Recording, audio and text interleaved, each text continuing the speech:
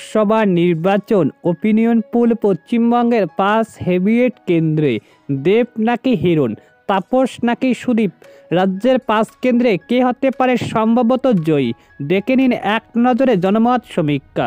তবে এই সমীক্ষা অনেক সময় মিলতে পারে আবার নাও মিলতে পারে, শুধুমাত্র একটি আভাস মাত্র। বিস্তারিত জানিয়ে দিব, সঙ্গে থাকুন। চ্যানেলে নতুন হলে সাবস্ক্রাইব করুন, পাশে থাকা বোতামটি বাজিয়ে দিন। লোকসভা নির্বাচনের দামামা বেজে গিয়েছে, চারদিকে শুরু হয়ে গিয়েছে জোর প্রচার। কোনো রাজনৈতিক দল তার প্রতিপক্ষকে বিনা প্রতিদ্বন্দ্বিতায় 1 ইঞ্চি জমি ছাড়তে বর্তমান নারাজ। এই প্রতিদ্বন্দ্বিতায় কে জয়লাভ করবে, কে পরাজিত হবে, তার চূড়ান্ত ফলাফল হবে আগামী 4 জুন। তবে ইতিমধ্যে একটি আভাস পাওয়া গিয়েছে। ইতিমধ্যে জনমত সমীক্ষায় উঠে এসেছে এক চাঞ্চল্যকর তথ্য।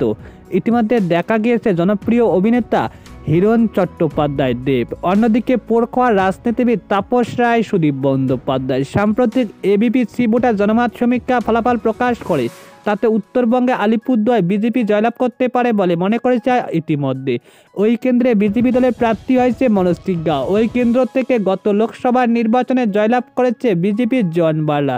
তবে এই বছর তাকে টিকিট না দিয়ে মনোজ তিগ্গাকে দল ইতিমধ্যে টিকিট দিয়েছে।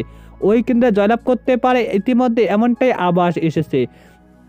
এবার এর মধ্যে অন্যতম হলো উত্তর কলকাতার, সেখানে লড়াই হবে ইতিমধ্যে সদ্য তৃণমূল ত্যাগী তাপস রায়ের সঙ্গে সাংসদ সুদীপ বন্দ্যোপাধ্যায়ের।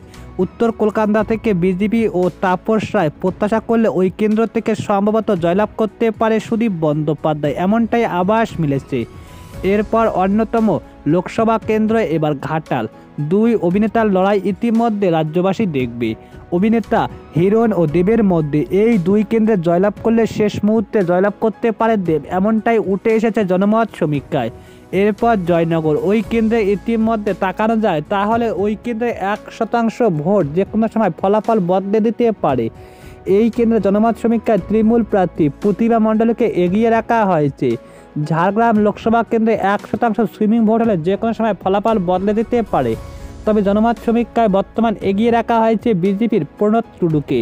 মালদা দক্ষিণ কেন্দ্রে 3% সুইমিং ভোট হলে ফলাফল উল্টে দিতে পারে, যদিও ওই কেন্দ্রে এখনও জোট প্রার্থী ঈশা খান চৌধুরীকে এগিয়ে রাখা হয়েছে জনমত সমীক্ষায়।